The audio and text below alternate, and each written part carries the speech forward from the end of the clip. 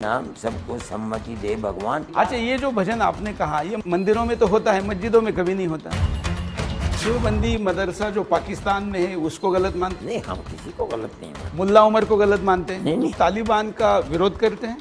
हम तो किसी का भी विरोध नहीं करते। अल्लाह को भी जो मोहम्मद को नहीं मानता ये काफिर का माना है। काफिर कोई गाली मैं नहीं मानता, मैं नहीं मानता। अगर मैं भी मैं नहीं, मुसलमान नहीं हूँ तो फिर अगर कल को मेरी औलाद नहीं मानेगी तो मैं उसको भी कहूंगा ये काफिर है। तो इस हिसाब से मैं भी काफिर हुआ ना। सारी दुनिया का। जब आप अल्लाहू अकबर कहते हैं तो उसका मतलब होता है कि केवल अल्लाह ही महान है। हाँ। इसका मतलब ये नहीं। तो क्या होता है? इसका मतलब है अल्लाह सबसे बड़ा है। तो फिर महादेव से बड़ा कैसे हो गया? अब अल्लाह महादेव को किसने पैदा किया है? इस मोहन भागवत जी को भी मिले थे तो हमने कहा आप देवबंद में जाके आपके यहाँ मिलते हैं। बहुत बहुत शुक्रिया। हम जानना चाहते हैं कि इतने बड़े विवादों में रहने वाला ये केंद्र, जिसको कि तालिबान का भी उस्ताद कहा जाता है, तालिबान का मुल्ला उमर यहाँ से आपका चेला बन के गया है और अभी एक सरकार बनाई है। नहीं, मुल्ला उमर हमारे यहाँ के ये गलत है कि मुल्ला उमर यहाँ के पढ़े हुए हैं, ये गलत है जो। लेकिन देवबंदी मदरसे में पढ़े हैं, भले ही यहाँ ना पढ़े हो। नहीं, देवबंदी मदरसे में अगर पढ़ा है उन्होंने पाकिस्तान में पढ़ा है, हिंदुस्तान में नहीं पढ़ा है। तो आप देवबंदी मदरसा जो पाकिस्तान में है उसको गलत मानते हैं? नहीं, हम किसी को गलत नहीं मानते। मुल्ला उमर को गलत मानते हैं? नहीं, हम क्यों किसी, हमारी कभी मुलाकात नहीं, हम कैसे कहते कि वो गलत है। लेकिन आप मीडिया से तो जानते ही है ना। मीडिया में हम नहीं जाते हैं, हमारा मीडिया से कोई ताल्लुक नहीं। हमारे मेहमान हैं तो हम बैठ गए, नाम तो मीडिया को यहाँ आने भी नहीं देते। नहीं, लेकिन अगर आपका उसका संबंध नहीं है तो जब उसको आपके चेले के तौर पर प्रस्तुत किया जाता है तो डिनाई करना चाहिए ना। हमने मना किया। हमने ये बात कही कि उनको देवबंदी क्यों कहा जाता है। लोग ये समझते हैं कि वो देवबंद के पढ़े हुए हैं। वो देवबंद के पढ़े हुए नहीं है। हमने कहा कि वो सिर्फ इसलिए देवबंदी कहा जाता है कि जब देवबंद के सबसे बड़े मुखिया हज़रत शेखुल हिंद रहमतुल्लाह अलैह, जिनके दिल दिमाग में अंग्रेज़ की दुश्मनी भरी हुई थी और वो ग़ुलामी की ज़ंजीर को तोड़ना चाहते थे, उन्होंने सबसे पहले हिंदुस्तान में अंग्रेज़ के ख़िलाफ़ आज़ाद हुकूमत कायम की थी अफ़गानिस्तान में, और यहाँ से अपने चेले भेजे थे। उन चेलों ने जो वहाँ काम किया है, ये जो आज के तालिबान हैं या उनकी औलाद हैं या औलाद की औलाद हैं, चूँकि वो देवबंद के थे इसलिए वो देवबंदी के, वरना तो ये लोग तो न देवबंद में आए हैं। तो आप तालिबान का विरोध करते हैं? विरोध करने का, हम तो किसी का भी विरोध नहीं करते हैं। विरोध करने का क्या ताल्लुक है? वो लोग मुसलमान अपने आप को कहते हैं, वो तालिबानी हैं, क्या कर रहे हैं हमें कुछ, हम तो अपनी सारी ज़िंदगी में आज तक कभी अफगानिस्तान गए भी नहीं है, हमारा क्या ताल्लुक है? जब सारी दुनिया आपको यहाँ बैठे बैठे सुनती हो, आपको क्या जानने की जरूरत है? कहीं पर दुनिया का हर मुसलमान आपका फतवा मानता है। नहीं, ये बात नहीं है। फतवे की चीज़ दूसरी है। हमारा ताल्लुक अगर है किसी से तो हम वो वहाँ जानते, वो हमें बुलाते, हम वहाँ जा कर के काम करते। हम तो आज तक गए भी नहीं अफगानिस्तान है किसी चिड़िया का नाम हम नहीं जानते। चलिए, आपके पोते वगैरह सब इतने हाई फाई मोबाइल यूज करते हैं, सबको पता है दुनियादारी में क्या हो रहा है। आपको भी पता है कि वहाँ महिलाओं की मंडी लग रही है, गर्दनें काटी जा रही है। मैं बता रहा हूँ, तो ये सुनने के बाद कम से कम आप ये कहिए ना कि तालिबान गलत काम कर रहे हैं। नहीं, सुना जाता है, हो सकता है आप सही बोल रहे हैं, आप गलत। अगर मैं सही हूँ तो आपका क्या कहना है? अगर होंगे, हाँ। अगर होकर के कोई हुक्म नहीं लगता है, जब तक मैं ये यकीन न कर लूँ कि आप सही हैं, मैं कोई बात नहीं। अच्छा, मैं कैसे आपको इसका यकीन कराऊं? मुझे ज़रूरत ही नहीं है आपको यकीन कराने की। मेरा ये मोबाइल है। हाँ। इस मोबाइल के अंदर कोई व्हाट्सएप नहीं है। मैं दुनिया की कोई खबर नहीं सुनता हूँ। आप मुझे फ़ोन करेंगे, आप मेरे भाई की तरह हैं, आपकी फ़ोन को ले लूँगा। मुझे ज़रूरत होगी आपकी, मैं इसके सिवा दुनिया की किसी चीज़ को नहीं जानता हूँ। मेरा क्या ताल्लुक़ है? मैं किसी आदमी से बहस नहीं करता हूँ। तालिबान के यहाँ ये बहस नहीं है, ये चर्चा है ना। हम कोई बहस नहीं कर रहे। चर्चा तो आजकल मोबाइल के ऊपर इतनी गलत चर्चा है, ये तो झूठ का पुलंदा है इसके अंदर। मैं किसी की बात का अपनी आँख से देखता हूँ, सुनता हूँ, अगर मुझे यकीन होता है बात करता हूँ, नहीं होता तो चर्चे तो बहुत होते रहते, मुझे क्या मुसीबत पड़ी है कि उसके अंदर फंसूँ। अच्छा, तालिबान जो भी कर रहा है, आपके पास जो भी जानकारी है, मेरी छोड़ दीजिए, जो भी है उसमें क्या गैर इस्लामिक है और क्या इस्लामिक मैं है? नहीं जानता हूँ, मैं सिर्फ इतना जानता हूँ कि तालिबान ये कहते हैं कि हमारा अल्लाह एक है और हज़रत मोहम्मद अल्लाह के सच्चे रसूल हैं अलैहिस्सलाम। मैं ये जानता हूँ, बाकी उनके यहाँ क्या हो रहा है, वो किसे मार रहे हैं, किसकी मंडी लग रही है, किसको ज़िंदा कर रहे हैं, मेरा कोई ताल्लुक़ उससे नहीं है। ना मैं जानता हूँ, ना मैं गया हूँ कभी, ना सुनता हूँ, ना तालिबानी मेरे पास आते हैं, ना मेरा आदमी तालिबान के पास जाता है। ऐसा माना जाता है कि वो आपके ही सारे पुस्तक पढ़ते हैं। यही बात है, वो हमारी पुस्तक क्या है, हमारी पुस्तक तो कुरान है। दुनिया में सारी दुनिया के मुसलमान उसको पढ़ते हैं, हमारी कोई पुस्तक पढ़ते हैं? आप ये बताइए कौन सी पुस्तक पढ़ते हैं, मैं आप ही से पूछता हूँ, बताइए। नहीं, मैं तो कुरान के बारे में सिर्फ जानता हूँ, मैं तो बाकी पुस्तक के बारे में जानता नहीं। हूँ। कुरान की भी जानकारी मैं आपसे लूँ तो मुझे ज्यादा अच्छा लगेगा। मैंने तो सईद वसीम रिजवी के साथ एक संवाद किया था, उन्होंने 26 आयतों को निकालने के लिए कहा था, वो भी मेरे प्रश्न में था कि उस पर आपका क्या कहना है? मैंने उसका जवाब लिखा है, आप मेरी वो किताब देखिए, वो हिंदी में पढ़ा हुआ है। मैंने उसका जवाब दिया है कि जिन आयतों पर वो इतराज़ कर रहे हैं वो कुरान को जानते नहीं, वहीं उसका जवाब लिखा हुआ। मैंने कहीं इधर उधर से बात नहीं की। मैंने कहा 5 आयत पहले पढ़ो, 5 आयत बाद में पढ़ो, तुम्हें उसका जवाब मिल जाएगा। आपने मेरे उस जवाब को देखा नहीं है। नहीं देखा। हाँ, इसलिए आपसे पूछ रहे हैं। मैं आपके भेजूंगा, आप मुझे अपना नंबर देंगे, मैं आपको और हिंदी में भेजूंगा मैं आपको। वैसे तो मुझे लग रहा है मुझे भी उर्दू सीखनी चाहिए। आप सीख रहे, बहुत अच्छी बात है, बड़ी क्योंकि खुशी का। कई आपको चीजें पहले ही सीखना चाहिए था। आप हिंदुस्तान के रहने वाले हैं तो हिंदुस्तान की वो जबान जिसको आप बोल रहे हैं, मुझसे बात कर रहे हैं उर्दू को, आप उर्दू जानते क्यों नहीं हैं?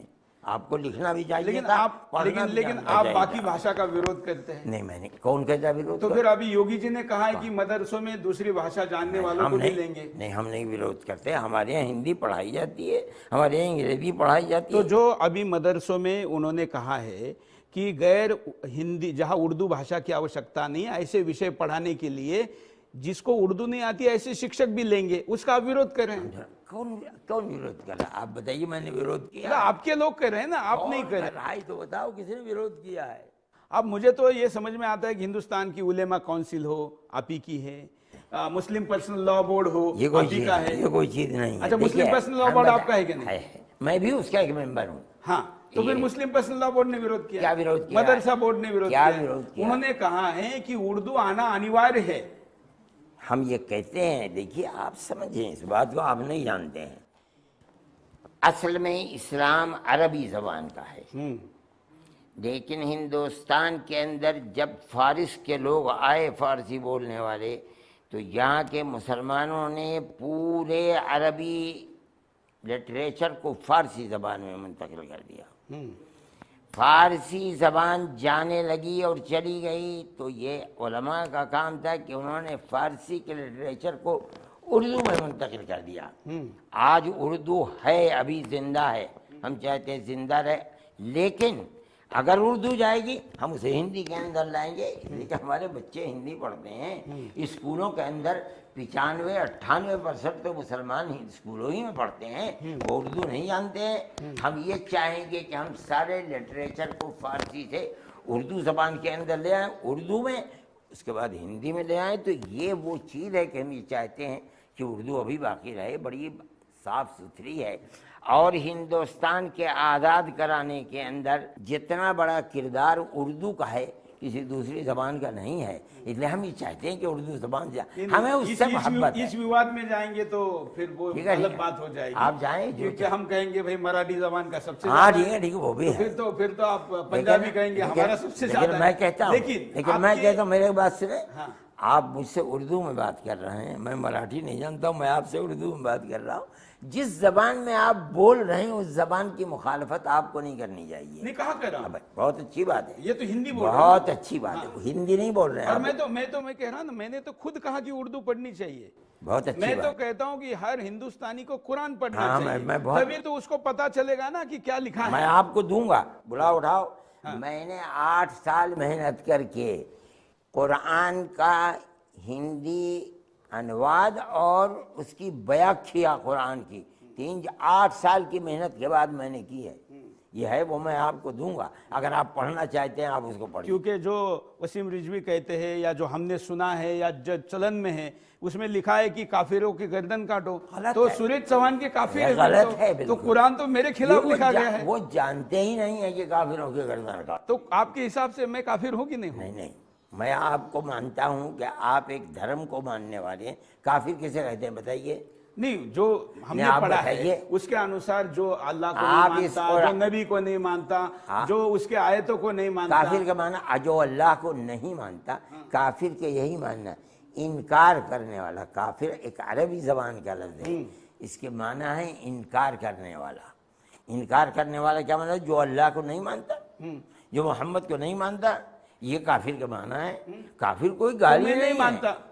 मैं नहीं मानता। अगर मैं भी नहीं, मुसलमान नहीं हूँ तो अगर कल को मेरी औलाद नहीं मानेगी तो मैं उसको भी कहूंगा अरबी जबान के अंदर ये नहीं मानता, इनकार करता है अल्लाह का, ये काफिर है। तो इस हिसाब से मैं भी काफिर हुआ ना। सारी दुनिया का जो नहीं मानती है परमात्मा को, तो फिर काफिर की सजा तो आपने नहीं, आप परमात्मा को मानते हैं नहीं मानते हैं? परमात्मा को मानता तो वही तो है अल्लाह, और क्या चीज है? नहीं, लेकिन अल्लाह कहता है मेरे पास आने का एक ही रास्ता है। क्या रास्ता? मेरा परमात्मा कहता है कई रास्ते हैं। नहीं, हाथ जोड़ो तो भी आओगे, अरे आँख भाई बंद करो तो भी आओगे, ध्यान करोगे तो भी आप आओगे, उपवास कमाल नहीं की- करोगे तो आप भी कमाल की आओगे, बात पानी कर- चढ़ाओगे तो भी आओगे, कुछ भी नहीं मानोगे तो भी आओगे। अल्लाह को भी मानते हो नहीं हो? अल्लाह को मानते हो नहीं मानते? नहीं, मैंने कहा ना अल्लाह और परमेश्वर में फर्क है, ऐसा मैं मानता हूँ। ईश्वर को मानते हो नहीं मानते? हाँ, बिल्कुल मानता हूँ। ईश्वर अल्लाह एक ही तो है, तो ईश्वर को मानते हो, अल्लाह को मानते हो, खत्म बात। वो कहते हैं दूसरा काफिर हो। नहीं, लेकिन अगर ऐसा हम कहे, क्योंकि देखिए मैं आपसे कोई पॉलिटिकल बहस नहीं कर रहा हूँ, ये इस मुद्दे पर इसलिए मैं ज़्यादा टाइम लेना चाहता हूँ क्योंकि जब आप अल्लाहू अकबर कहते हैं तो उसका मतलब होता है कि केवल अल्लाह ही महान है। हाँ, इसका मतलब ये नहीं है। तो क्या होता है? इसका मतलब है अल्लाह सबसे बड़ा है। हाँ, तो फिर महादेव से बड़ा कैसे हो गया? अब अल्लाह महादेव को किसने पैदा किया है? किसने किया? किसने पैदा किसने? किया? आप बताइए। आप बताइए। नहीं, महादेव को मैं तो कहता हूँ कि अल्लाह को महादेव ने पैदा किया, ऐसा कहना चाहिए। अगर आप कहते हो तो ये आपका कहना है, क्योंकि अल्लाह को मानने वाले तो 1400 साल पहले आए, महादेव को मानने वाले तो उसके पहले से आए। ये किसने कह दिया 1400? तो कितने साल हुए? जब से दुनिया है, जो सबसे पहला आदमी पैदा किया था जिसको हम आदम कहते हैं, जिससे पहले कोई आदमी दुनिया में नहीं था, वो भी अल्लाह को मानता था। ये किसी कहते हैं कि 1400 साल पहले अल्लाह को मानने वाले है? ये आप तो फिर तो इस्लाम को कितने वर्ष हुए? बहुत। इस्लाम के माना है। अच्छा, मोहम्मद साहब को कितने हुए? मोहम्मद साहब को 1400 साल। तो उसके पहले अल्लाह कौन मानता उससे पहले भी इस्लाम, अब उससे पहले हजरत ईसा थे नहीं थे? हाँ। उससे पहले हजरत मूसा थे नहीं थे? हाँ। उससे पहले हजरत इब्राहिम थे नहीं थे? उससे पहले हजरत नूह थे? सबसे पहले हजरत आदम थे, वो भी अल्लाह को मानते थे। वो भी, उनके भी मानने वालों को मुसलमान ही कहा जाएगा। इस्लाम के माना आप नहीं जानते हैं। इस्लाम के माना है अल्लाह की इताअत के लिए सर को झुका देना। ये लोग हमेशा से हैं। जो सबसे पहला आदमी पैदा किया गया था जिसको आदम कहते हैं, वो भी अल्लाह के सामने सर झुकाता था, उसकी औलाद भी अल्लाह के सामने। ये किसने कह दिया आपसे कि इस्लाम? लेकिन अगर आप ये कहते हैं कि महादेव अल्लाह या सारे भगवान एक है, मैं नहीं जानता हूँ, ये मैं नहीं जानता हूँ इनको। आपने कहा ना अभी। नहीं, मैंने कहा अल्लाह एक है। हाँ, मैंने कहा आपसे कि अल्लाह एक है। आप जिनके नाम ले रहे हैं मैं उनको नहीं जानता हूँ, लेकिन अल्लाह एक। लेकिन अगर कोई उसको जानता है, कोई मानता है, पूछता है, तो क्या अड़चन है? कोई अड़चन नहीं। हम कब अड़चन कर रहे हैं? तो फिर मंदिर क्यों तोड़े जाते हैं? किसने तोड़ा? औरंगजेब ने तोड़ा और भी लोगों ने तोड़ा। देखो ना, औरंगजेब ने जो किया वो औरंगजेब के साथ चला गया। हाँ। आप मुझसे बात कर रहे हैं, मुझे बताइए मैंने कौन से मंदिर? क्योंकि आपके अनुयायी औरंगजेब के खिलाफ बोलने पे हमारे खिलाफ हो जाते हैं। अल्लाह, क्या बात कर रहे हो यार, अजीब गरीब बात है। आप क्या गुफ्तगू कर, जो चीज 400 साल पहले हो चुकी है, आज आप मुझसे उसको कहते हैं कि मैं मुजरिम हूं। मैं कैसे मुजरिम हूँ? नहीं, मैं कहाँ कह रहा हूँ मुजरिम है। मैंने तो नहीं कहा आपको मुजरिम। देखिए, मुझे अच्छा लगा कि आप बहुत हंसी के साथ अच्छे मूड में जवाब दे रहे हैं, है ना? ये मुझे अच्छा लगा, इसलिए मैं पूछ रहा हूँ। अन्यथा मुसलमान नेता संवाद नहीं करते और डायरेक्ट इस्लाम खतरे में कह के गुंडाई करने लग जाते हैं, ये गलत है। मुझे बहुत अच्छा लगा कि आप एकदम मतलब खुशी खुशी उसके उत्तर दे रहे हैं, क्योंकि अगर आप ही उत्तर आपके बारे में नहीं देंगे तो फिर भ्रम तो कायम रहेगा। मेरे भाई, मैं कभी नहीं आपसे कह रहा हूँ कि इस्लाम खतरे में है। इस्लाम कौन कहता है? दूसरे लोगों की बात आप मेरे सर के ऊपर डाल रहे हैं। नहीं, क्योंकि सबके गुरु आप है ना। मैं नहीं गुरु हूँ, ये किसने कह दिया? अच्छा, गुरु इस्लाम में तो नहीं होता, मैं तो नहीं लेकिन गुरु हूँ। लेकिन प्रिंसिपल है इस मदरसे के आप, जो उनका सबसे बड़ा है। मैं ठीक है, मदरसे में 5,000 लड़के पढ़ते हैं और हमारी बहुत सी दरसगाहें हैं, मैं हूँ, ये सही है आपकी बात। लेकिन मैं इस मदरसे में क्या पढ़ाया जा रहा है वो मैं आपको बताऊंगा। इसमें भाईचारगी पढ़ाई जा रही है।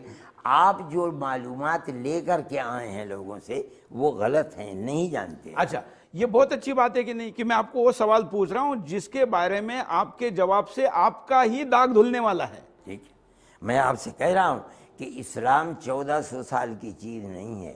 इस्लाम तो जब से दुनिया आई है, दुनिया का पहला आदमी आया है, उस वक्त से लेकर आज तक कितने लाख साल गुजरे हैं, इस्लाम अपनी जगह पर है। क्योंकि आप इतना पीछे जा रहे हैं तो, और कुरान को आप फोन करते हैं, तो कुरान में जो प्रकृति की, सृष्टि की या पृथ्वी की निर्मित की जो बात की गई है, आपको ऐसा नहीं लगता कि जैसे बाइबल वालों ने दुरुस्त कर लिया कि पृथ्वी पहले वो चपाती जैसे मानते थे, अब वो भी मानते हैं कि गोल है।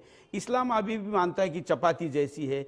अब तो विज्ञान ने साबित कर दिया गोल है, तो फिर गोल है कहने में क्या दिक्कत है? हमें कोई दिक्कत नहीं, हम तो कहते हैं गोल है। कुरान ने कहा कि चपाती जैसी है? किसने? सपाट है बोला ना। किसने कह दिया? सपाट है बोला। नहीं, कोई भी नहीं कहता है। आप पहले व्यक्ति है जो मुझे ये बात कह रहे, बाकी तो सारे लोग कहते हैं। कभी किसी आलिम से मिले ही नहीं है, इसका मतलब ये नहीं, ऐसा मत कहिए। वो बड़े बड़े आलिम हैं, उनकी नौकरी चली जाएगी, आप ऐसा कहेंगे? नौकरी करने वालों से आप मिले, मैं नौकरी करने वाला नहीं हूँ। मुझसे आप मिलते तो मैं आपको बताता। जो कह रहा है वो तो अपनी बात कह रहा है। अच्छा, मुद्दे पे आते हैं। जो आपने कहा अल्लाह अकबर, क्योंकि हमें इस पे आपत्ति है जब ये कहा जाता है कि अल्लाह ही सर्वश्रेष्ठ है, तो हमारा कहना है बाकी भी सर्वश्रेष्ठ है। उनको क्या? ये गलत है। इसका तर्जुमा है अल्लाह सबसे बड़ा है, जिसने सारे जहान को, दुनिया को, आसमान को, ज़मीनों को, सबको उसी ने पैदा किया है। उस आसमान ज़मीन और जो कुछ आसमान और ज़मीनों के अंदर सब उस अल्लाह ने। आप उसको ईश्वर कहते हैं, मैं उसको अल्लाह कहता हूँ। वो सबसे बड़ा है। लेकिन अल्लाह कहता है कि मेरे पास आने का रास्ता एक ही है। ये छोड़ तो गड़बड़ है ना फिर। ये छोड़ दीजिए रास्ता।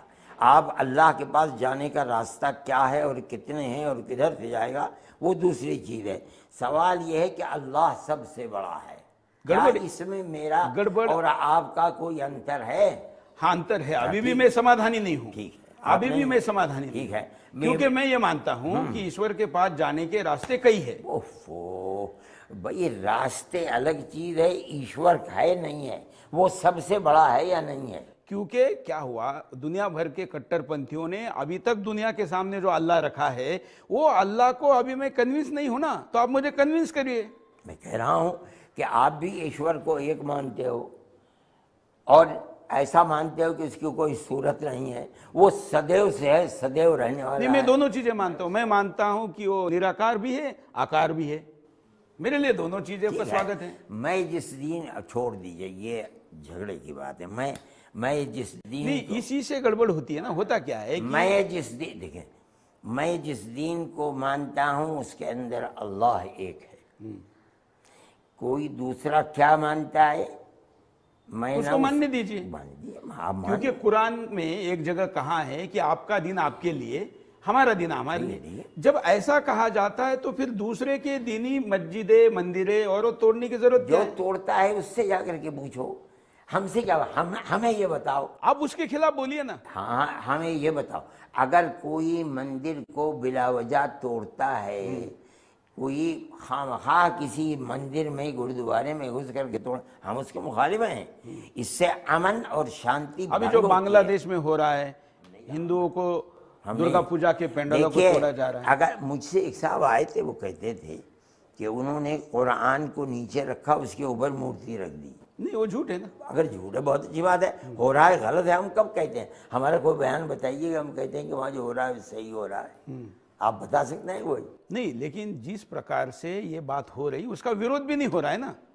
हमसे कोई पूछता नहीं। देखिए, जहाँ कहीं अमन भंग होने की बात होती है और मुसलमान दूसरे से लड़ता है बिना किसी कारण के, हम उसके विरोधी हैं। हम कहते हैं दुनिया अच्छा, में हम अगर वहां कुरान रखा और उसके कारण ये हुआ ऐसा आप मानते हैं, तो जिन मुसलमानों ने फिर हिंदुओं की मूर्तियां तोड़ी उनको भी वही सजा होनी चाहिए। हम कहते हैं कि मत तोड़ो, हम तो कहते हैं कि मत तोड़ो। लेकिन जब तोड़ते हैं तो उनको सजा किस आधार पे देंगे आप? मैं नहीं इस्लाम के जानता हूं आधार क्या- पे, कुरान के आधार पे? आप बांग्लादेश में दे रहे हैं नहीं दे रहे, मुझसे क्यों पूछते हो बाबा? मैं क्या जानूं बांग्लादेश में क्या हो रहा है? वो तो आप जो बोलेंगे वो सुनेंगे, ये वीडियो क्लिप वहां जाएंगी, वो लोग आपको फॉलो करेंगे। मैं तो बोल रहा हूं, बगैर किसी कारण के किसी दूसरे मजहब वाले को कष्ट देना, तकलीफ देना, मारना इस्लाम धर्म में जायज नहीं है। मैं कह रहा हूं, सारी दुनिया सुन रही अच्छा, है इसको। तो अगर ऐसा है तो फिर गजवा हिंद बनाने की जरूरत क्या है? मैं नहीं जानता हूँ यार, ग़ज़वा हिंद किसने कहा है और कहाँ से कहा है। अब मैं बात तुमसे आपसे देखिए, आपके दादा ने तो पाकिस्तान बनने का विरोध किया। मेरे दादा नहीं, मेरे वालिद। हाँ, आपके पिताजी ने हाँ। पिताजी कहना चलेगा या वालिद ही कहना पड़ेगा? नहीं नहीं ठीक है पिताजी। तो पिताजी ने पाकिस्तान का विरोध किया, हम उसका समर्थन करते, और महमूद मदनी जी हमारे इंटरव्यू में आए थे, हमने उसमें भी इसका उल्लेख किया था, दर्शकों को बताया था। ये उनके शायद उनके चाचा, हाँ, उनके दादा। हाँ। तो आपके पिताजी ने विरोध किया, बहुत अच्छी बात है। लेकिन देवबंद, उसके मुखिया आज ये क्यों नहीं कहते कि जो लोग कह रहे हैं कि हिंदुस्तान को गजवा हिंद बनाना है, उसका विरोध करो? ग़ज़वा हिंद है कहाँ? आपने क्या सुना? हिंदुस्तान को पाकिस्तान बनाना, इस्लामी देश बनाना है, मतलब गजवा हिंद। बहुत अजीब बात है ना, आप जानते हैं ना आप। अच्छा, ऐसी बात मैं बोलने वाला पहला व्यक्ति तो नहीं मिला आपको? मुझे नहीं मिला। आज तक आपको गजवा हिंद शब्द सुना ही नहीं ग़ज़वा दिया। हिंद है क्या?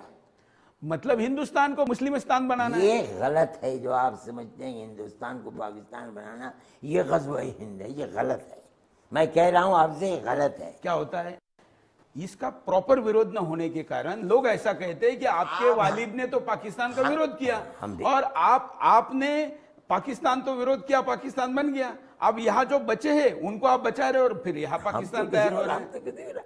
आप मेरे इतने इंटरव्यू हैं हिंदुस्तान के अंदर, किसी एक इंटरव्यू में ये बताओ कि मैंने ग़ज़वा हिंद की बात कही है? चलिए छोड़ दिया, यही बात खत्म हो जाएगी। खत्म हो गई बात तो आप क्यों मेरी तरफ लेकिन जो कहते हैं कि इस्लाम का ये नारा है, पाकिस्तान के आतंकवादी कहते हैं, हिंदुस्तान के कई उलेमा कहते हैं, कई लोग कहते हैं। कहता हूँ जो कहता है उससे आप बात कीजिए, मुझसे आप क्यों ग़ज़वा हिंद की बात करें? जब मैंने तो मैंने जिनसे किया उन्होंने ये कहा कि देखो, हमारा तो इस्लाम का मिशन है कि दुनिया के सारे लोगों को मुसलमान बनाना है, तो वो हिंदू को भी बनाना है। नहीं नहीं नहीं, हमारा ये मिशन नहीं है कि हम जितने आदमी हमारे पास जाए हम उसे ज़बरदस्ती गर्दन पकड़ करके उसको कहें कि तुम मुसलमान में। ज़बरदस्ती कोई मुसलमान नहीं बनता, कोई मुसलमान हिंदू नहीं बनता।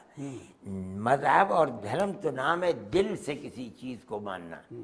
तो आप इसका विरोध करते हैं? हम बिल्कुल, हम तो फिर अभी ये जो पकड़ा गया गौतम, और उसके अभी 150 करोड़ से ज़्यादा विदेशी फंड्स उसको मिले हैं, उसको गिरफ्तार किया गया है, बड़ा धर्मांतरण का रैकेट मिला है। हाँ, अच्छा अब आप ये बताइए, एक आदमी ये साबित कर दे कि उसने ज़बरदस्ती गर्दन पर पैर रख करके उसको मुसलमान बनाया है, मैं भूल जाऊंगा, बात छोड़ दूंगा। नहीं, केवल गर्दन पे रखना जरूरी नहीं ना, लालच देकर बनाना भी तो बताओ, गलत है। लालच देकर कोई बन सकता है? आप पढ़े लिखे आदमी हो, अक्लमंद आदमी हो, कौन दुनिया का आदमी है जो 10 रुपये या 10,000 या 10 लाख लेकर के मुसलमान बन जाएगा? बताओ। तो बने ना, उसके पूरे लिटरेचर में बिल्कुल नहीं, गलत है, बनी नहीं सकता। अच्छा, बाबा आप उसको निर्दोष साबित होने के पहले निर्दोष मान रहे हैं? नहीं नहीं नहीं, मैं उसको ये कहना कि वो जबरदस्ती मुसलमान बना। नहीं, मैंने जबरदस्ती नहीं कहा, मैंने कहा लालच देकर। लालच दे के कोई बन सकता है? कोई मुझे 10 लाख रुपये दे, करोड़ रुपये दे, कह दे कि तुम हिंदू बन जाओ, मैं बन जाऊंगा। और जो आदमी 10 रुपये लेकर के मुसलमान बन रहा है, उसके इस्लाम का कोई वजन है, कोई कीमत है? मतलब आप कह रहे हैं कि इसीलिए आप गौतम को बचा रहे हैं, उसकी कानूनी लड़ाई लड़ रहे हैं। गौतम कौन है? जमात इस्लामी हिंद जो है। मैं इसलिए लड़ रहा हूँ कि आप गलत कह रहे हो कि इन्होंने जबरदस्ती किसी को मुसलमान बनाया। तो फिर सरकार, सारी एजेंसियां, सब लोग गलत बोल रहे हैं। मैं कहता हूँ जो कहता है कि जबरदस्ती बनाया वो गलत कहता है। नहीं, मैं कह रहा हूँ केवल कानून ये कहता है, केवल जबरदस्ती नहीं। अगर उसको लालच देना भी, बस ठीक है, भ्रमित करना भी, आप ये साबित नहीं कर सकते कि किसी को 10 लाख रुपये दे करके मुसलमान बनाया। मेरी जानकारी में ये बात नहीं है।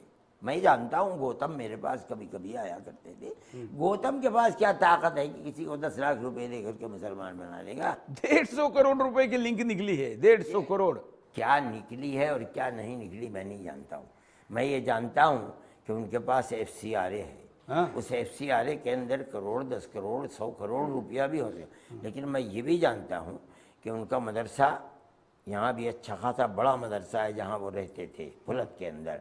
और जो मुसलमान पंजाब और हरियाणा में बिल्कुल अपने दीन से को नहीं जानते, लेकिन मुस्लिम आबादी नहीं है, तो वो वहाँ भी मदरसे बनाते थे। और उनके बहुत सारे मदरसे हैं जो चलते थे, वो इसी फंड से पैसा लगाते थे। इसलिए अब मैं नहीं समझता हूँ कि वो किसी को लालच दे करके कोई हिंदू मुसलमान बन ही नहीं सकता। पैसे ले करके किसी का दिल मुतमईन हो जाए कि हाँ इस्लाम का विश्वास सही है। आप पढ़े लिखे आदमी हो यार, कैसी बात क्या बोल रहे हैं। देखिए दुनिया की बड़ी आबादी मजबूरी में हुई। ईसाई क्या करता है? ईसाई तो पैसे से ही करता है ना। ईसाई जो कर रहा है, अगर आज हिंदू 10 पैसे लेकर के मुसलमान हो सकता है, वही हिंदू कल को 10 रुपये लेकर के फिर हिंदू हो जाएगा। हाँ तो होते हैं ना। अच्छा, परसों को 10 के बजाय कोई 20,000 दे देगा फिर मुसलमान हो हाँ, जाएगा। तो ऐसे मुसलमान और हिंदी का क्या है यार, एक कौड़ी की भी हैसियत रखने वाला नहीं है, उसको कौन कहने का मसला। क्योंकि एक सर्टिफिकेट दे दिया तो आप उसको बख्शिश दे रहे हैं, तो फिर वो इसके लिए कर रहा है। मैं नहीं जानता हूँ बख्शिश, मैं तो आपसे सुन रहा हूँ, मैंने उससे कभी नहीं सुना। मेरे पास गौतम आया करते थे, तो बहुत शरीफ आदमी है, उनका ये काम नहीं। अच्छा, भारत की न्याय व्यवस्था ने अगर उनको दोषी पाया, जब ट्रायल चलेगा दोषी हो जाएंगे, तो आप दोषी मानेंगे कि नहीं मानेंगे? मैं नहीं इतनी आसानी से मानूंगा, इसलिए कि मैं तो भुगत रहा हूँ मुसलमान बच्चों को जिनको दहशतगर्द बना करके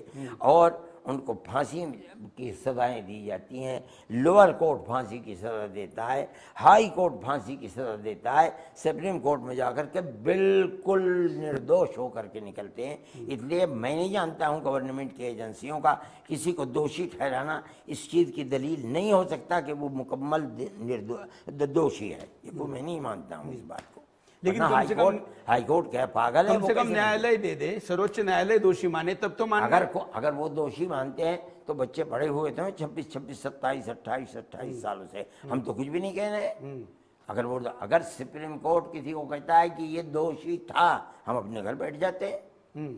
लेकिन अगर लोअर कोर्ट उसको दोषी मान रहा है, हाई कोर्ट नजात दे देता है, उसको छूट दे देता है, हाई कोर्ट उसको दोषी मान रहा है, सुप्रीम कोर्ट निर्दोष, मैं कैसे इतनी जल्दी मान लूँ कि गवर्नमेंट की एजेंसियां जो कह रही हैं वो बिल्कुल दूध की धुनी है और सही है? मैं इतनी मानता हूँ। नहीं, इसलिए मैंने कहा कि सर्वोच्च न्यायालय जब मानेगा तब तो मानेंगे। अगर सुप्रीम कोर्ट इस चीज़ को, मैं आपकी हिंदी नहीं जानता हूँ, अगर सुप्रीम कोर्ट ये कह देगा हमने बाबरी मस्जिद को मान लिया कि भाई ठीक है तुम कहते हो, चलो खत्म हो गई बात, हमने कह दिया। चलिए बाबरी मस्जिद से मुद्दा छोड़िए। नहीं, मैं चलूंगा नहीं उससे। हाँ। लेकिन फिर बाकी भी चीजें मान लीजिए, क्या फर्क पड़ता है? हम रोज आना उसकी मुखालफत देखते रहते हैं, नीचे वाले कहते हैं कि ये दोषी है और सुप्रीम कोर्ट कहता है नहीं, मैंने कहा कि अयोध्या की तरह काशी मथुरा वगैरह भी अभी नहीं, इसलिए कि गवर्नमेंट का कानून था। देखिए आपके हाथ में ताकत है, आप उस ताकत के बलबूते के ऊपर मेरे इस मकान के ऊपर बुलडोजर चला दें, मैं निकल के किसी झोपड़ी में पड़ जाऊंगा। आप उस ताकत की बुनियाद पर मेरी 6-6, 4-4, 5-5, 100 साल की मस्जिदों को ऊपर बुलडोजर चला दें, या उनको आप कहें कि ये मंदिर बन जाए, आप अपनी ताकत की बुनियाद पर जो जी चाहे करें, मगर ताकत हमेशा किसी के हाथ में नहीं रहती है। तो जब आपकी आएगी तो आप दोबारा? नहीं, मेरी कहाँ जाएगी यार, मैं तो 80 साल का बूढ़ा हूँ, मगर जो आएगा आपकी मतलब जो मुसलमान है हिंदुस्तान का, देखिए पाकिस्तान में तो केवल 4 गुना बड़ा। देखिए हिंदू भी आ सकते हैं जो ये कहेंगे कि ये गलत हुआ। सारे हिंदू आपकी तरह नहीं है, मुझे माफ़ कीजिएगा, जहन बदले हुए हैं। ऐसे भी हिंदू हैं कि जो आज ये कह रहे हैं कि जो हो रहा है गलत हो रहा है। तो जो आदमी भी इंसाफ और अदल को लेकर के आएगा वो किसी आदमी तो नहीं, आपने मेरे जैसा कहा, मतलब आप मुझे कट्टर हिंदू मानते? कैसा मानते? बिल्कुल कट्टर नहीं, कट्टरपंथी मानता हूँ। नहीं तो अगर मैं कट्टरपंथी होता तो आपके साथ संवाद क्यों करता? नहीं, ये ठीक है, मैं तो हर एक के साथ। नहीं देखिए, मैं आपके साथ बैठ के बात कर, बहुत अच्छे, इससे अच्छी बात क्या हो सकती है? बिल्कुल ठीक। तो इसी अगर आप मुझे कट्टर मानेंगे फिर तो ठीक है, आपने मुझे कट्टर मानिए ना, मैं आपको कट्टर मानता हूँ। नहीं, मेरा मुद्दा आपके हाथ से होने वाले गुनाह पर नहीं है। मैंने नहीं कहा कि कोई आपने अपराध किया है, मैं कह रहा हूं आपकी सीख के द्वारा जो लोग अपराध करें उनका क्या, इस पर मेरे आपत्ति। नहीं नहीं, हम किसी के अपराध की तायीद करने वाले नहीं हैं। हम जुल्म को जुल्म समझते हैं, चाहे हमारी औलाद क्यों ना हो। लव जिहाद को क्या मानते हैं आप? लव जिहाद, लव जिहाद है क्या? जिसको इस्लाम की चीज ही नहीं है। ये तो आज के लोगों ने पैदा कर दिया। लव जिहाद कभी कुरान में, हदीस में, आज से 100 साल पहले जो गैर मुसलमान है उनकी लड़कियों को शादी करना, अब उसको शब्द दे दिया लव जिहाद। ये तो आपने दिया है, हमने तो नहीं दिया। आपने नहीं दिया, लेकिन आपके चेले कर रहे हैं ना। नहीं नहीं नहीं नहीं, हाथ में कलावा बांध रहे हैं, टीका लगा रहे हैं, नाम बदल रहे हैं, नाम बदल के लड़कियों को फंसा रहे हैं। तो लड़के, ये तो हिंदू भी फंसाता है मुसलमान। जब लड़की किसी दूसरे लड़के के साथ कॉलेज में, यूनिवर्सिटी में पढ़ेगी, हंसी मजाक करेगी, हिंदू लड़की मुसलमान के साथ चली जाएगी, मुसलमान लड़की हिंदू के साथ चली जाएगी, इसमें क्या है? ये तो होता ही है। तो इसको आप लव जिहाद कैसे कहते? नहीं, तो जो मुसलमान लड़की हिंदू के साथ जा रही है उसमें आपको कोई आपत्ति नहीं? तो हमारा दस्तूर है जो हमने बनवाया है, हिंदुस्तान का जमीयत उलमा ने बनवाया है, हमारे बुजुर्गों ने। उसके अंदर यह है कि हर आदमी को इख्तियार है अपनी इच्छा से जहाँ चाहे चला जाए। हम क्या कर सकते हैं? उसको कुछ नहीं करेंगे। हम क्या कर सकते हैं? तो जो मुसलमान लड़की जब किसी हिंदू के साथ जाए तो उसकी हत्या कर देते हैं। कौन कहता है हत्या कर देते? बहुत हो रही है। अगर होती है तो हिंदू भी कर देता है हत्या। हाँ। ये क्या बात है? ये तो जिसको भी अपनी इज्जत के ऊपर, मतलब आपका कहना है कि प्यार से जाते तो कोई आपत्ति अगर नहीं? हमारा दस्तूर ये कहता है, जो दस्तूर हमारा मुल्क का बनाया हुआ है, कि अगर वो खुद अपने इख्तियार से जाती है तो हम कुछ नहीं कर सकते। और जो षड्यंत्र पूर्वक जा रहे हो, कोई भी हो, गलत है। षड्यंत्र क्या मतलब है? यानी मतलब कॉन्स्पिरेसी से जा रही है। यानी अंग्रेजी मत बोलिए, उर्दू बोलिए। यानी अपनी मर्जी से जा रही है। हाँ, मर्जी से जा रही तो ठीक है, ऐसा आप कह रहे जा हैं। रही है तो हम, लेकिन अगर नाम बदल के उसके साथ नहीं, धोखा करके जा रहे हैं, अगर बजोर और जबरदस्ती किसी को ले जाया जाता है, हम उसके मुखालिफ हैं। आज कह रहे हैं, मिंबर के ऊपर खड़े होकर के कहेंगे कि हम उसके मुखालिफ हैं। अच्छा, चलिए, आपने उसके बारे में साफ बोल दिया है। शाहरुख खान का बेटा पकड़ा गया नशा करते हुए और अभी अंदर है। शायद मदरसे में पढ़ता तो नशा ही नहीं करता। हो सकता है।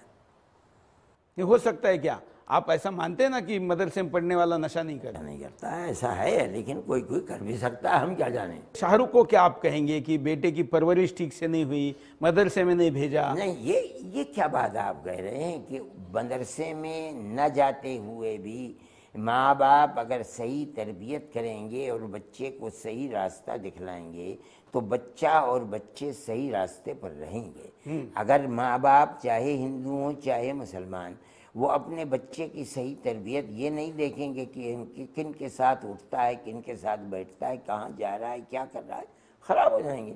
चाहे वो हिंदू की औलाद हो चाहे मुसलमान की औलाद है। नहीं, ये तो माँ बाप का फेल्यूर है। लेकिन फिर भी नशा करना, ये तो मैं इसको अच्छा नहीं समझता हूँ नशा करने को, चाहे मुसलमान करे चाहे हिंदू करे।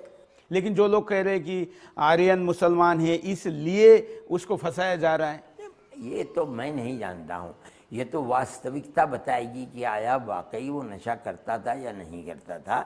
उस पर ये इल्ज़ाम है या वाकई उसने कबूल किया है। ख़त्म हो गई बात, तो वो करे। वो हम किसी नशा करने वाले के लिए कोई उसकी तायीद करने के लिए थोड़ी बैठे हैं। नहीं, अच्छी बात है। इसका मतलब जो ऐसा कह रहे वो सियासी लोग हैं। नहीं, सियासी नहीं, जो ऐसा करे वो गलत करे।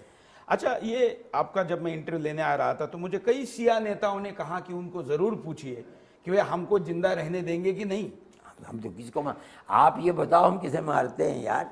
हमें ऐसी बात करते हो, ये बताओ शिया। अब इस एक मस्जिद में वहां बॉम्ब फड़ा गया अफगानिस्तान में, 100 मर गए। इस शुक्रवार को 36 मर गए। वहां बाकी देशों में हो ही रहा है। तो वो तो सिया लोगों के लिए ये डर खौफ है उनके मन में। मैं तो कहता हूँ गलत हुआ, ऐसा नहीं होना चाहिए था। ऐसा करने वालों के हाथ के अंदर जंजीर डालनी चाहिए। कोई भी आदमी किसी भी मजहब का मानने वाला हो, उसके ऊपर जुल्म हम उसको जायज़ नहीं समझते। हम समझते हैं कि गलत है।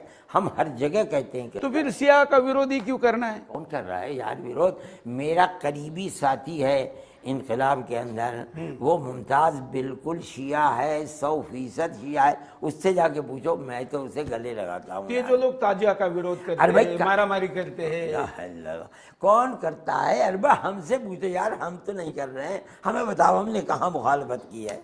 क्योंकि आप दुनिया के सबसे बड़े वर्ग के नेता है। मैं नहीं करता हूँ बाबा, मेरे इतने इंटरव्यू हैं, मैं आपसे। आपने नहीं किया ना, लेकिन आपके चेले कर रहे हैं। कौन चेला है मेरा, ये बताओ, मेरा चेले क्या है? चलिए चलिए, कोई बात नहीं, क्योंकि मुझे इस पे आपका पक्ष जानना था, इसलिए मैंने आपको पूछा कि सियाओं को भी जीने का अधिकार है कि नहीं। बस हम इसके मुखालिफ हैं, हम इसके मुखालिफ हैं।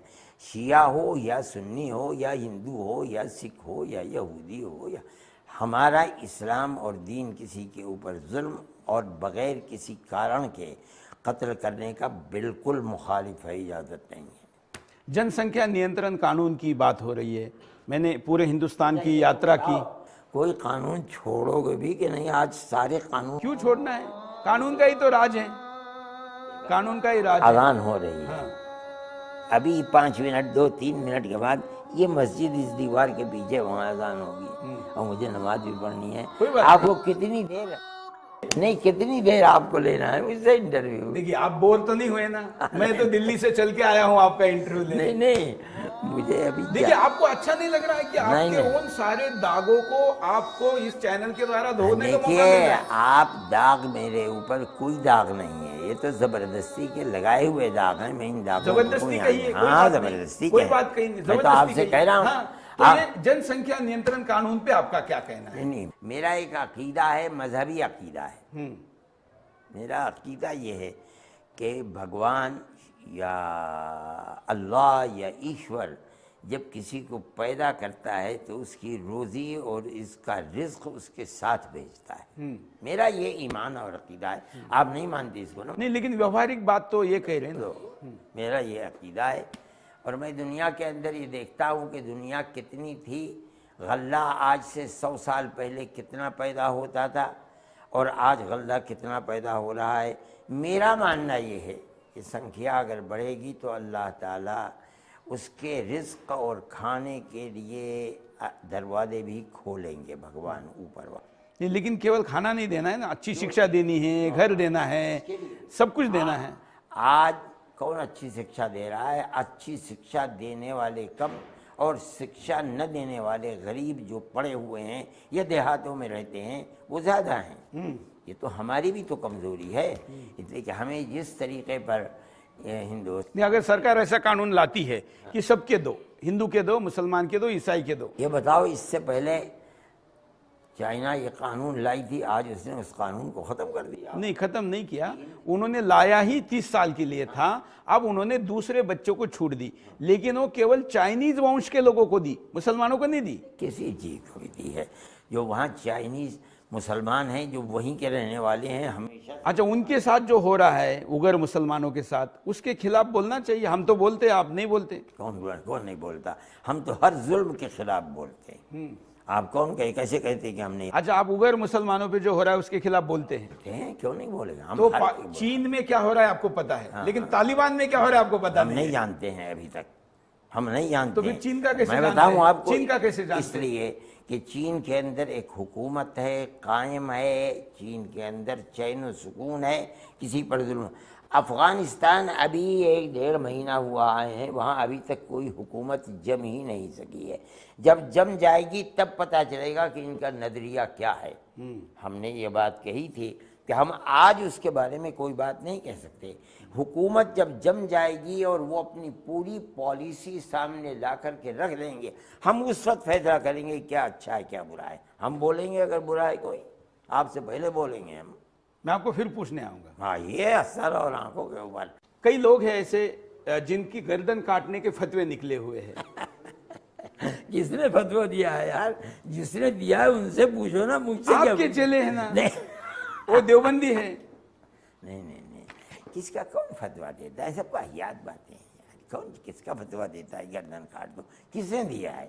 हमने तो नहीं दिया ना, हम इसकी तारीफ। 70-71 लोगों की लिस्ट है।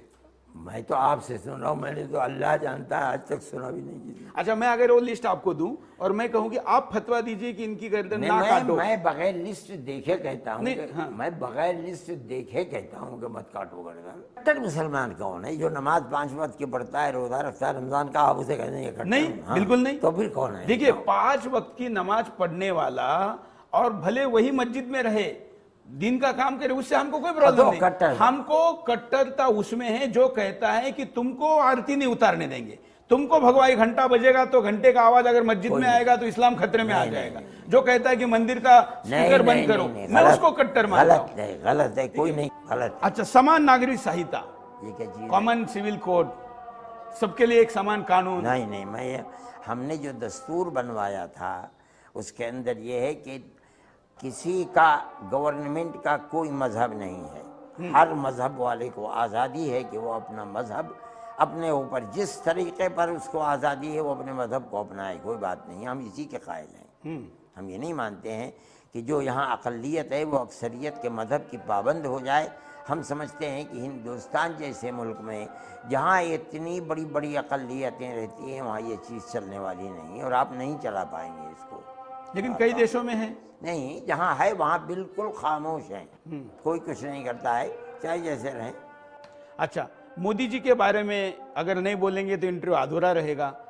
अब तक की सारी सरकारों ने जितने पैसे दिए होंगे उससे ज़्यादा पैसे दे रहे हैं मुसलमानों को, ज़्यादा सुविधा दे रहे हैं, ज़्यादा स्कॉलरशिप दे रहे हैं। हाँ ठीक है, बहुत तो- अच्छी बात है। जो आदमी जो अच्छा काम करता है मैं उसको अच्छा समझता हूँ, लेकिन आप ये मुझसे सब सियासी सवालात कर रहे हैं। मेरी ज़िंदगी सियासी नहीं, मैं देखिए, एक आप नागरिक तो हैं हिंदुस्तान के। मोदी जी की ज़िंदगी जो है वो सियासी ज़िंदगी है।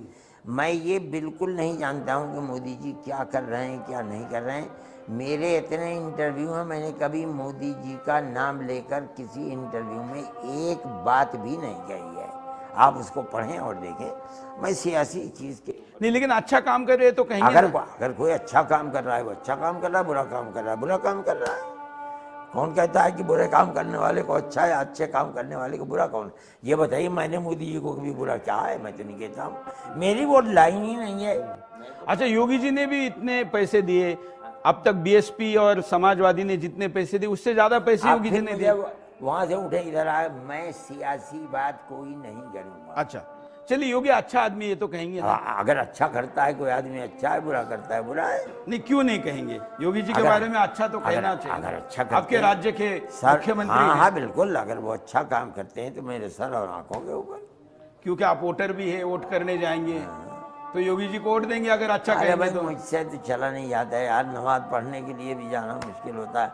मैं कहाँ बूथ स्टेशन के ऊपर जाऊंगा। अच्छा, कार्यक्रम के आखिर में आप, करोड़ों लोग आपको देख रहे हैं और ये इंटरव्यू होगा, इसकी बहुत लोगों को प्रतीक्षा थी, मुझे भी थी, और इसलिए मैं दिल्ली से चल के यहाँ आया हूं। जो प्रश्न लोगों के मन में है, इसको जो प्रश्न यानी सवाल है लोगों के, हाँ, उनके उत्तर देने की कोई स्थायी व्यवस्था आप क्यों निर्माण नहीं करते? आप तक कोई पहुंच ही नहीं पाता? नहीं, मेरे पास बहुत लोग आते हैं, कौन कहता नहीं आते? मेरे पास इंटरव्यू लेने के लिए लोग आते हैं, मगर मैं इंटरव्यू देने के लिए किसी के स्टेशन पर कभी नहीं जाता। मैं नहीं जाता हूँ, वहाँ कोई बात नहीं होती। अगर कोई आता है मैं उससे कहता हूँ कि मुझसे सियासी सवाल नहीं करोगे, मैं सियासी आदमी नहीं हूँ। आओ, अगर किसी मसले पर बात करना चाहते हो, जो मेरी पॉलिसी है, जैसे कि मेरी एक संस्था है जमीयत उलमा, मैं उसके मुताबिक आपको जवाब दूंगा। मैं ये कहता हूँ, लोग आते हैं पूछते हैं, मैं उसका जवाब देता हूँ। कौन कहता है कि मैं जवाब नहीं देता हूँ? मगर मैं सियासी बात कभी नहीं करता, सियासत पर कभी चलता नहीं हूँ। कोई बात नहीं, मैंने भी आपको नहीं पूछे शायद। नहीं, आपने सियासी लोगों के बारे में। कोई बात नहीं। तो एक गांधीवादी मिले थे मुझे, उन्होंने कहा कि मुझे परसों एक हिंदूवादी ने पूछा, उसकी भाषा में बता रहा, उसने कहा कि आप जब मदनी जी को मिलेंगे तो पूछ लीजिए कि क्या गांधी जी को जन्नत मिली होगी कि नहीं मिली होगी। मैं क्या जानूँ बाबा, ये तो ऊपर वाले का काम है। बहुत से मुसलमान हैं जिनको जन्नत नहीं मिलेगी। लेकिन आप गांधी के बारे में तो जानते ही हैं। नहीं, मैं जानता हूँ गांधी जी के तो बारे आप में। उनको एश्योर लेकिन नहीं कर सकते कि उनको जन्नत मैं मिलेगी। तो अपने बारे में भी नहीं कहता हूँ कि मुझे जन्नत मिलेगी कि नहीं मिलेगी। तो यहाँ पहुंचने ये के तो- बाद भी नहीं मिलेगी तो ना, फिर कब मिलेगी? बिल्कुल बिल्कुल। तो कब मिलेगी? ये तो अल्लाह जानता है कि अल्लाह किसी के काम से अगर खुश होता है तो उसको जन्नत देगा, अगर किसी के काम से खुश नहीं होता है उसको जन्नत नहीं देगा। ये उसका हम तो भीख मांगते हैं कि अल्लाह हमें जन्नत दे देना। आज हम दुनिया में उस दुनिया के बारे में कोई निर्णय और फैसला करने ये हमें इख्तियार नहीं है। नहीं, क्योंकि उसने ये कहा कि इस्लाम के अनुसार तो महात्मा गांधी भी जन्नत में नहीं गए हैं। नहीं, क्योंकि जो अल्लाह को नहीं मानता वो जन्नत में नहीं जाता। महात्मा ईश्वर अल्लाह तेरा ही नाम सबको सम्मति दे भगवान, ये कौन कहता है कि वो अल्लाह को नहीं मानते थे? ये तो आप कह रहे हैं, मैंने तो कभी भी नहीं सुना। उनके पास कुरान भी था। अच्छा, ये जो भजन आपने कहा ये मंदिरों में तो होता है, मस्जिदों में कभी नहीं होता। नहीं, मस्जिद में तो रात और दिन होता है कि अल्लाह और ईश्वर एक ही है। मस्जिद में तो पढ़ा ही जाता है एक अल्लाह की बात, मान तो किसी और की बात होती ही नहीं है यार। कैसी बात कर रहे हो? तुम्हें कुछ पता नहीं है। मैंने भजन की बात की, मैंने कहा ईश्वर अल्लाह तेरो नाम सबको सम्मति दे भगवान, ये नहीं गाया जाता। ये तो नहीं, ये कहाँ गाया जाता है कहाँ नहीं, लेकिन हमारा विश्वास और अकीदा यही है। हम तो जो मांगते हैं अल्लाह ही से मांगते हैं, किसी और से नहीं मांगते हैं। हम तो उसको सारे जहान और सारी दुनिया, आसमान और ज़मीन सब का पैदा करने वाला मानते हैं। वो सदैव से है, सदैव रहने वाला। जन्नत और जहन्नम उसी की है, वो जिसे चाहेगा। चलिए आखिरी प्रश्न लेते हैं। आप मोहन भागवत जी को मिले, लोग ऐसा मानते हैं कि आप सबसे कट्टर हैं, मानते हैं है ना, जो है आपके बारे में जो बाहर परसेप्शन है कि आप दुनिया के आतंकवादी संगठन के जो आतंकवादी है उनके भी आप वस्ताद है, ऐसा लोग मानते हैं। और आपके लोग मोहन भागवत आरएसएस के लोगों को कट्टर मानते हैं। आप दोनों मिले। अब मोहन भागवत जी तो सियासी नहीं है, एक सांस्कृतिक संगठन के व्यक्ति है, तो आपको कैसा लगा उनको मिलकर? अच्छा मिला। मैंने उनसे जो अपना नज़रिया पेश किया, जो मैंने अपना विचार पेश किया, उन्होंने उसको कबूल किया। मैंने कहा कि मुल्क बगैर हिंदू और मुसलमान की प्यार और मोहब्बत के नहीं चलेगा। उन्होंने मेरी इस बात को कबूल किया, स्वीकार किया उन्होंने, और मेरी इस बात पर चले। मैंने कहा कि आपकी पॉलिसी ये अगर नहीं होगी तो मुल्क बर्बाद हो जाएगा। लेकिन सुनिए, हाँ। मैंने उनसे ये बात कही, उन्होंने मेरी इस बात को तस्लीम किया और ये कहा कि मैं हिंदू और मुसलमानों के आपस में इत्तेहाद की बात को लेकर चलूँगा, मगर तेज़ नहीं चलूँगा, बहुत आहिस्ता आहिस्ता चलूँगा। अगर मैं तेज़ चलूँगा तो मुझे इसका ख़तरा है कि मैं पीछे मुड़ के देखूँगा तो सारे पीछे रह जाएंगे, मैं अकेला रह जाऊँगा। उन्होंने मुझसे ये भी वादा किया था। मैं आपसे कहता हूँ कि 2-2.5 साल के बाद फिर मैं आपको अपने किसी प्रोग्राम में बुलाऊंगा, आप आएंगे। मैंने कहा कि मैं आऊँगा, जब आप बुलाएंगे, जहाँ बुलाएंगे मैं वहाँ जाऊँगा और अपने इन विचारों को लेकर जाऊँगा जो मैंने आपके सामने पेश किए हैं। अच्छा, वो कहते हैं डीएनए एक ही सबका, आप सहमत हैं? सही है। अरे भाई, जो यहाँ का मुसलमान है, बाप दादा तो सभी हिंदू ही थे सबके। भाई किसी के 2 औलाद थी, एक हिंदू रह गई एक मुसलमान। यहाँ कितने गांव हैं जिस गांव के रहने वाले ये कहते हैं कि फलाने हमारे दादा परदादा कौन थे, उनकी 2 औलाद थी, एक हिंदू हो गया, एक मुसलमान की औलाद हम हैं, हिंदू की औलाद ये हैं। और वो एक दूसरे के पास जाते हैं, शादी ब्याह के अंदर, गमी के अंदर शरीक होते हैं।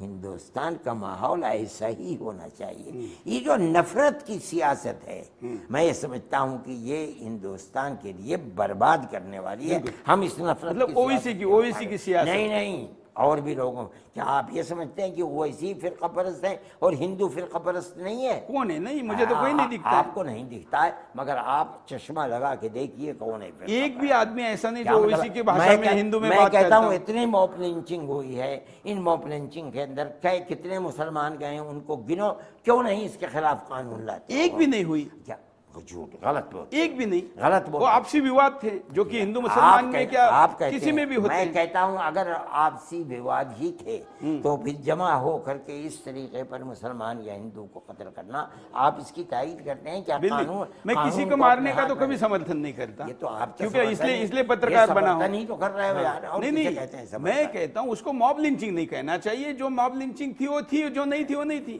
जो कुछ हो रहा है मुल्क के अंदर, जिस तरह बांट दिया है हिंदू और मुस्लिम के अंदर, ये चीज़ इस मुल्क को तबाही की तरफ ले जाने वाली है, मुल्क को आबाद करने वाली नहीं। हम तो जोड़ने वाले हैं। आप गलत कहते हो, जोड़ने वाले हो। आप जो तोड़ने वाले हो, उनकी गोद में बैठने वाले हो।